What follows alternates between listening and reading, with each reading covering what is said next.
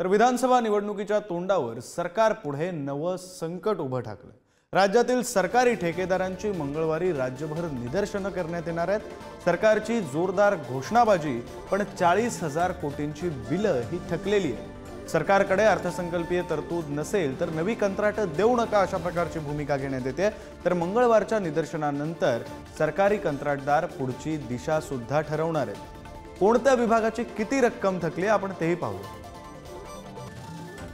सार्वजनिक बांधकाम विभागाची 24,000 कोटींची रक्कम ही थकीत आहे। ग्रामविकास खात्याची 6,500 कोटी रुपयांची रक्कम थकलेली आहे।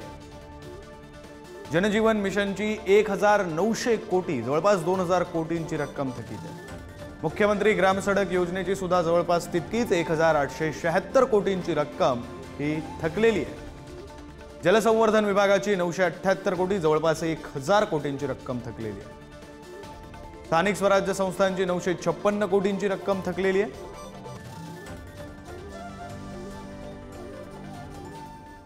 तर मुख्यमंत्री शिंदे टक्के बहादर, ठेकेदारांकडून 40% वाटा घेतात। खासदार संजय राऊतांनी मुख्यमंत्री शिंदेंवर हल्लाबोल केला। मुख्यमंत्री मिस्टर 40%, श्रीकांत शिंदे मिस्टर 20% अशा शब्दांमध्ये राऊतांनी टीका केली। ठेकेदार मंत्रालयामध्ये बसून आहेत, लहान मोठे ठेकेदार, त्यांच्याकडून कमिशन घेतलेलं आहे कामाच्या बदल्यात ठेकेदारांकडून 40%, पण त्यांची बिलं अद्याप मिळाली नाही। 40% इन ॲडव्हान्स।